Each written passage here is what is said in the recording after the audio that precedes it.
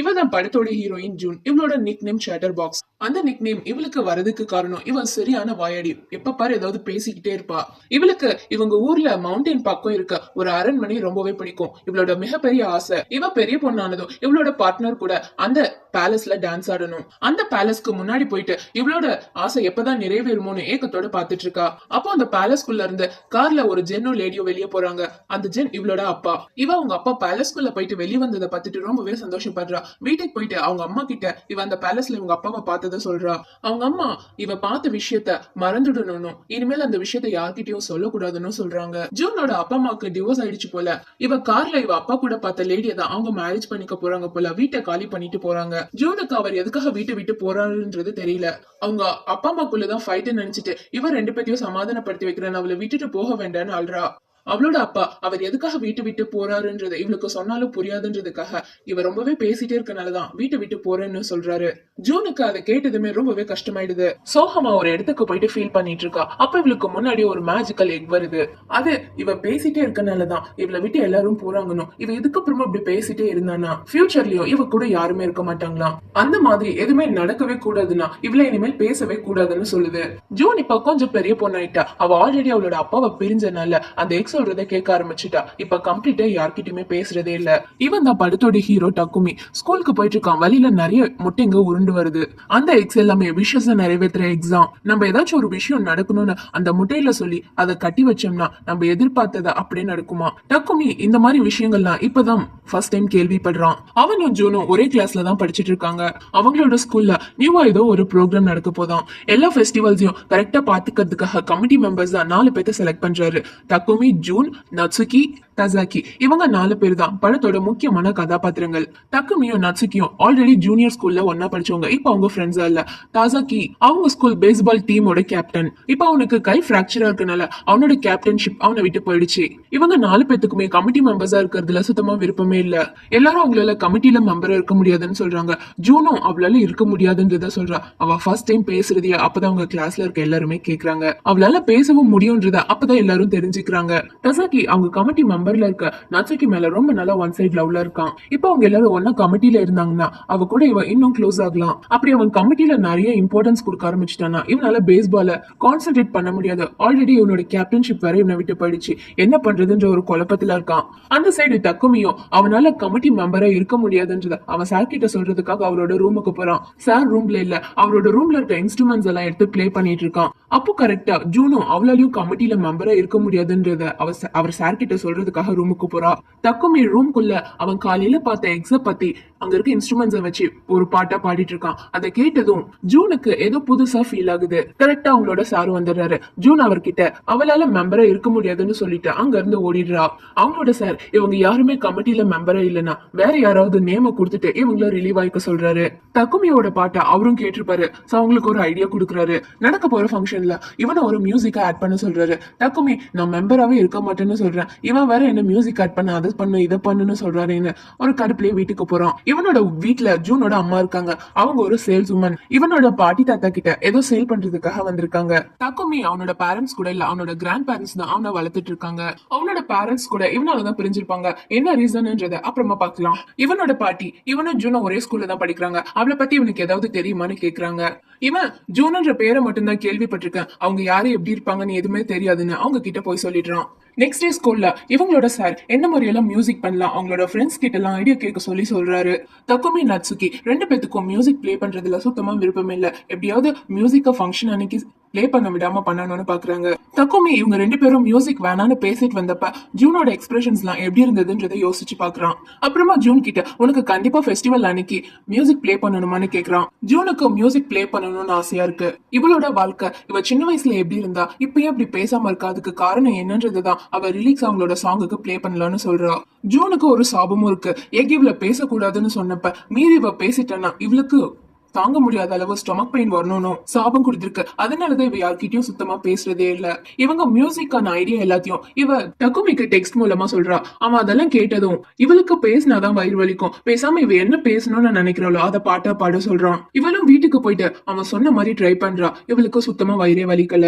அடுத்த நாள் ஸ்கூல்ல கமிட்டி மெம்பர்ஸ் அவங்களோட ஸ்கூல் ஃபங்க்ஷன்ல என்னென்ன ப்ரோக்ராம்ஸ் எல்லாம் நடக்கும்னு சொல்றாங்க. கடைசியா மியூசிக்ன்றத கேட்டது ஸ்டூடெண்ட்ஸ் எல்லாரும் கேட்டதும் சிங்கிங்கா பாட்டு பாடினா ப்ரோக்ராம்ல நல்லா இருக்குமா அப்படி இப்படின்னு பேச ஸ்டார்ட் பண்றாங்க. தசாக்கி என்ன இது, ஒருவேளை நம்ம அப்படியே பாட்டு பாடினாலும் ஃபர்ஸ்ட் டைம் இப்பதான் நம்ம சிங்கிங்க மத்த ப்ரோக்ராம்ஸ் கூட ஆட் பண்ண போறோம். பார்த்ததுக்கு நம்ம கமிட்டில ஒருத்தி பேச வர மாட்டா, என்ன தைரியத்துல நீங்க மியூசிக் பண்ணலான்னு டிசைட் பண்ணீங்கன்னு கேக்குறான். டக்குமிக்கு அதை கேட்டதும் கோவம் வந்துருது. அவன் கிட்ட சண்டை போடுறதுக்காக போறான். ஜூன் அவங்க 2 பேரும் சண்டை போட்டுக்க வேண்டானோ ப்ரோக்ராம்ல இவளால பாட்டு பாட முடியும்னு பாட்டா பாடி சொல்றா. ஸ்டூடெண்ட்ஸ் எல்லாருக்கும் அவ பாட்டா பாடினது அவளோட வாய்ஸ் ரொம்பவே பிடிச்சிருக்கு. அவங்க ஸ்கூல் ஃபங்க்ஷன்ல சிங்கிங்க ஆட் பண்றதுக்கு எல்லாருமே ஓகே சொல்லிடுறாங்க. ஜூன் டக்குமிக்கு இவ என்ன பேசணும்னு நினைக்கிறாளோ அத பாட்ட பாடும்போது இவளுக்கு இப்ப ஸ்டொமக் பெயின் வரதில்ல. அவ சொன்ன ஐடியா ஒர்க் அவுட் ஆயிடுச்சுன்னா அவனுக்கு மெசேஜ் பண்றா. ஸ்கூல்லாம் முடிஞ்சு வீட்டுக்கு போகும்போது டசாக்கி அவனோட லவ் நட்சுகி கிட்ட சொல்றான். நட்சுகி வேற யாரையோ சீக்கிரட்டா லவ் பண்ணிட்டு இருக்கா. அதனால இவனோட ப்ரொபோசல்ல ரிஜெக்ட் பண்ணிடுறா. ஆல்ரெடி இவளும் டக்குமியும் ஜூனியர் ஸ்கூல்ல ஒன்னா படிச்சப்ப 2 பேரும் ரிலேஷன்ஷிப்ல இருந்திருப்பாங்க. சில ப்ராப்ளத்தினால 2 பேரும் பிரிஞ்சிருப்பாங்க. ஒருவேளை நட்சுகி இன்னும் அவனையும் கூட லவ் பண்ணிட்டு இருக்கலாம். யார் அவ லவ் பண்ணிட்டு இருக்கா என்னன்றதெல்லாம் படம் போக போக பார்க்கலாம். ஜூன் வீட்டுல தனியா இருக்கும்போது அவங்க நெய்பர்ஸ் யார் கூடயும் பேசக்கூடாது, அவங்க வீட்டுக்கு யாராவது வந்தா டோரை ஓபன் பண்ணக்கூடாதுன்னு அவங்க அம்மா நிறைய ரூல்ஸ் எல்லாம் போட்டிருப்பாங்க. அவளோட வீட்டுக்கு மணி கலெக்ட் பண்றதுக்காக யாரோ ஒரு லேடி வந்திருக்காங்க. இவளும் ஏதோ ஒரு ஞாபகத்துல டோரை ஓபன் பண்ணிடுறா. கரெக்டா அவளோட அம்மாவும் வந்துடுறாங்க. அந்த லேடி போனது இவகிட்ட நான் தான் உன்னை யார்ட்டையும் பேசக்கூடாதுன்னு சொல்லியிருக்கல, எதுக்கு டோரை ஓபன் பண்ணன்னு திட்டுறாங்க. ஏன் இந்த மாதிரியான ரூல்ஸ் எல்லாம் போட்டிருக்காங்கன்னா ஜூன் சின்ன வயசுல ஒரு பெரிய வாயாடி பொண்ணு, அவ எப்படி பேசுவான்றது எல்லாத்துக்குமே தெரியும். இப்ப அவ கம்ப்ளீட்டா அவளோட பேசுறத ஸ்டாப் பண்ணனால எல்லாரும் இவ்வளவு வினோதமா பாப்பாங்கன்றதுக்காக தான். அவங்க அம்மா திட்டினால ஜூன் கோச்சிட்டு வீட்டுல இருந்து கிளம்பிடுறா. தக்குமி அவனோட வீட்டுக்கு சில திங்ஸ் எல்லாம் தேவைன்னு ஷாப்பிங் பண்றதுக்காக வந்திருப்பான். ஜூன் அவனை போயிட்டு மீட் பண்றா. இவளோட ஃபீலிங்ஸ் தான் அவங்க ஸ்டேஜ்ல சாங் பிளே பண்ண போறாங்க. அதுக்கான டியூனை இவன் ஆல்ரெடி எக்க வச்சு பிளே பண்ணியிருந்த மியூசிக் அவ கேட்டிருப்பால, சோ அதையே யூஸ் பண்ணலாம் நல்லா இருக்கும்னு அவனுக்கு டெக்ஸ்ட் மூலியமா சொல்லாம அவளே டைரக்டா வாயால பேசுறா. அவளுக்கு சாபம் இருக்க நிறையவே பேசினால ஸ்டொமக் பெயின் அதிகமாயிடுது. டக்குமே அவனோட வீட்டுக்கு கூட்டிட்டு போறான். 2 பேரும் அவங்களோட பாட்டுக்காக என்னென்னலாம் பண்ணலாம்ன்றத டிஸ்கஸ் பண்றாங்க. டக்குமிக்கு எப்படி மியூசிக் மேல ஒரு ஆர்வம் வந்ததுன்னா அவனோட அப்பாவும் நிறைய மியூசிக்ஸ் எல்லாம் பிளே பண்ணுவாரு. இன்ஸ்ட்ருமெண்ட்ஸ்க்கே அவர் தனியா ரூம் எல்லாம் வச்சிருந்திருக்காரு. அவர் தான் இவனோட பெரிய இன்ஸ்பிரேஷன். அவரை பார்த்துதான் இவன் நிறைய மியூசிக்ஸ் எல்லாம் பிளே பண்ண கத்திருந்திருக்கான். இவங்க பாட்டோட ரிலிக்ஸ்க்கு இவன் ஆல்ரெடி யூஸ் பண்ண டியூன் கரெக்டா இருக்கான்னு செக் பண்ணி பாக்குறான். பர்ஃபெக்ட்டா இருக்கு. ஸ்கூல்லாம் முடிஞ்சது கமிட்டி மெம்பர்ஸ் 4 பேரும் ஒரு இடத்துக்கு போயிட்டு அவங்க ஸ்டேஜ்ல பாட போற பாட்டுக்கான லிரிக்ஸ் அண்ட் டியூன் எல்லாம் செலக்ட் பண்ணி வச்சிருக்காங்க. அது எல்லாம் நல்லா இருக்கா, இவங்க எல்லாத்துக்கும் பிடிச்சிருக்கான்றத டிஸ்கஸ் பண்ணிட்டு இருக்காங்க. அப்ப டசாக்கி டீமோட நியூ கேப்டனும் சில பசங்களும் சாப்பிடுறதுக்காக வராங்க. வந்தவனுங்க எதுக்காக வந்தாங்களோ அந்த வேலையை பார்க்காம டசாக்கி இல்லாம தனியா அப்படி வருது எவ்வளவு நல்லா இருக்குன்றத பேசிட்டு இருக்காங்க. அங்கதான் டசாக்கி இருக்கான்றதே தெரியாம எதுக்காக இவங்க எல்லாம் அந்த மாதிரி சொல்றாங்கன்னா டசாக்கிக்கு பேஸ்பால்னா ரொம்பவே பிடிக்கும். அவனோட டீம் மத்த டீம் கூட தோத்துற கூடாதுன்னு அவன் நிறையவே மத்த எல்லாத்துக்கும் பிராக்டிஸ் கொடுப்பான். டசாக்கிக்கு அவங்க பேசிக்கிறது எல்லாம் கேட்டதும் கோவம் வந்துருது. அவங்க கிட்ட போய் சண்டை போடுறான். அவங்க டீமோட நியூ கேப்டனும் டசாக்கி கிட்ட ரொம்பவே ஹார்ஷா பேசிடுறான். 2 பேத்துக்கும் சண்டை வந்துருது. அங்க நடந்துட்டு இருக்க எல்லாத்தையுமே பாத்துட்டு இருக்க ஜூன் ரொம்பவே கோவமாயிடுறா. எதுக்காக இப்படி எல்லாரும் வந்த இடத்துலயும் சண்டை போட்டுட்டு இருக்கீங்க, எல்லாரும் வந்த வேலையை மட்டும் பாருங்களேன்னு அப்படி இப்படின்னு கொஞ்சம் கோபமா பேசுறா. டக்குமே கரெக்டா உனக்கு இப்ப வயிறு வலிக்கலையான்னு கேக்குறான். அப்பதான் இவளுக்கு வயிறு வலிக்குதுன்றதே இவளுக்கு ஃபீல் ஆகுது. அவளுக்கு வயிறு வலி அதிகமாயிடுது. அதனால அவளை ஹாஸ்பிட்டலுக்கு கூட்டிட்டு போறாங்க. அவளோட அம்மாவும் ஹாஸ்பிட்டலுக்கு வந்துடுறாங்க. ஜூன் அவளுக்கு சாபம் கிடைச்சதுக்கு அப்புறமா இருந்து ஒரு வார்த்தை கூட அவங்க அம்மா கிட்டே பேசினது கிடையாது. அவ ஏன் இப்படி எல்லாம் மாறிட்டான்ற ரீசன் அவங்களுக்கும் தெரியாது. அவளை நினைச்சு ரொம்பவே வருத்தப்படுறாங்க. டக்குமே ஜூனோட அம்மா கிட்ட அவளுக்கு எந்த ப்ராப்ளமும் இல்ல, நல்லாதான் இருக்கா, அவளை நினைச்சு எந்த கவலையும் பட வேண்டான்னு அவளுக்கு சப்போர்ட்டிவா பேசுறான். டக்குமே நட்சுகி 2 பேரும் ஒன்னா வீட்டுக்கு போறாங்க. டக்குமே ஹாஸ்பிட்டல்ல ஜூனுக்காக சப்போர்ட் பண்ணி பேசினதை கேட்ட நட்சுகி கொஞ்சம் பாசிட்டிவா இருப்பா. அவ இன்னும் தக்குமிய லவ் பண்ணிட்டே தான் இருக்கா. சின்ன வயசுல அவங்க 2 பேரும் லவ் பண்ணிட்டு ஒன்னா இருந்தது. இப்பவும் அவளுக்கு அவங்க மேல லவ் இருக்குன்றது எல்லாத்தையும் சொல்றா. ஆனா டக்குமி ஜூனை பத்தியே பேசிட்டு இருக்கான். அதெல்லாம் கேட்டதும் நட்சுகி இப்ப டக்குமி ஜூனை தான் லவ் பண்ணிட்டு இருக்கான்றத அண்டர்ஸ்டாண்ட் பண்ணிக்கிறா. அடுத்த நாள் தசாக்கி அவங்க டீமோட நியூ கேப்டன் கிட்ட போயிட்டு இவன் நைட்டு நடந்துட்டதுக்காக மன்னிப்பு கேட்கிறான். அவனாலதான் ஜூனுக்கும் ஸ்டொமக் பெயின் வந்ததுன்னு நினைச்சிட்டு அவகிட்டயும் போய் மன்னிப்பு கேட்கிறான். இனி அவனோட கமிட்டி மெம்பர்ஸ் கூட சேர்ந்து ஒர்க் பண்ணலான்னு டிசைட் பண்றான். 4 பேரும் போயிட்டு அவங்க கிளாஸ்ல இருக்க ஸ்டூடெண்ட்ஸ் கிட்ட அவங்க ஸ்டேஜ்ல பெர்ஃபார்ம் பண்ண போற சாங் பத்தி பேசுறாங்க. ஃபங்க்ஷன் நடக்கிறதுக்கு இன்னும் கொஞ்ச நாள் தான் இருக்கு. அவங்க கிளாஸ்ல இருக்க ஸ்டூடெண்ட்ஸும் இவங்களுக்கு நிறைய ஹெல்ப் பண்றதா சொல்றாங்க. இவங்க ஸ்டேஜ்ல பாட்டு பாடிக்கிட்டே லிரிக்ஸ்க்கு ஏத்த மாதிரி ஒரு சின்ன டிராமா மாதிரியும் பண்ண போறாங்க. ஸ்டூடெண்ட்ஸ் எல்லாரும் ஒவ்வொரு பேட்சா பிரிஞ்சு இவங்களோட ப்ரோக்ராம்க்கு என்னென்னலாம் தேவையோ எல்லாத்தையுமே ரெடி பண்றாங்க. எல்லாரும் சேர்ந்து ஒன்னா ஒர்க் பண்றாங்க. இவங்களோட கதைக்கு இன்னும் ஒரு எண்டிங்க ஜூன் சொல்லவே இல்ல. எண்டிங் ஏதாவது இருந்தாதான் ஃபுல்லா பாட்டு கம்ப்ளீட் பண்ணி அதுக்கான டியூன் எல்லாம் போட முடியும். 4 பேரும் எந்த மாதிரியான எண்டிங் வைக்கலாம்னு டிஸ்கஸ் பண்ணிட்டு இருக்காங்க. சாங்கோட ஃபுல் ரிலீக்ஸும் ஜூனோட ஐடியா தான். சோ அவளே ஒரு நல்ல எண்டிங் சீக்கிரமா ரெடி பண்ணி கொடுக்க சொல்றாங்க. வீக்கெண்ட்ஸ்ல எல்லாரும் தக்குமியோட வீட்டுக்கு போயிட்டு அவங்க சாங்குக்கான டியூன்ஸ் எல்லாம் ஏத்த மாதிரி பர்ஃபெக்ட்டா ரெடி பண்ணிட்டு இருக்காங்க. ஜூன் தக்குமியோட பாட்டி கிட்ட அவனோட பேரண்ட்ஸ பத்தி கேட்டு மெசேஜ் பண்ணி கட்டுறான். அவங்களுக்கு என்னன்னு அது படிக்க தெரியல. கரெக்டா தக்குமியா வந்துடுறான். அவன் அதை பார்த்துட்டு அவனோட பேரண்ட்ஸ்க்கு என்ன ஆச்சுன்றதை அவகிட்ட சொல்றான். இவனோட பேரண்ட்ஸ் 2 பேரும் டிவோர்ஸ் பண்ணிக்கிட்டாங்களாம். இவனோட அம்மா இவனோட அப்பா கிட்ட விட்டுட்டு போயிட்டாங்க. அவரும் ஒர்க்ல ரொம்ப பிஸியா இருக்கனால இவன் அவனோட கிராண்ட் பேரண்ட்ஸ் கிட்ட பாத்துக்க சொல்லி விட்டுட்டாரு. வருஷத்துக்கு ஒரு முறை தான் இவன் அவனோட அப்பாவை மீட் பண்ணுவானா. இவனும் அவங்க பேரண்ட்ஸ் பிரியறதுக்கு ஒரு ரீசன் சொல்லியிருந்தோம்ல. இவனும் அவனோட அப்பா மாதிரி மியூசிக்ல நிறைய இன்ட்ரெஸ்டா இருந்தனால மியூசிக்கான கோர்ஸை படிக்கணும்னு சொல்லியிருக்கான். அவனோட அம்மா அதுக்கு ஒத்துக்கல. 2 பேத்துக்கும் அதனாலேயே பெரிய சண்டை வந்துருச்சு. அதனால இவனை விட்டுட்டு அவங்க பிரிஞ்சு போயிட்டாங்க. இதுதான் டக்குமி பேரண்ட்ஸ் இல்லாம தனியா இருக்கிறதுக்கான ரீசன். அப்புறம் அவனோட ஃப்ரெண்ட்ஸ் எல்லாருமே பிராக்டிஸ் முடிச்சுட்டு வீட்டுக்கு கிளம்புறாங்க.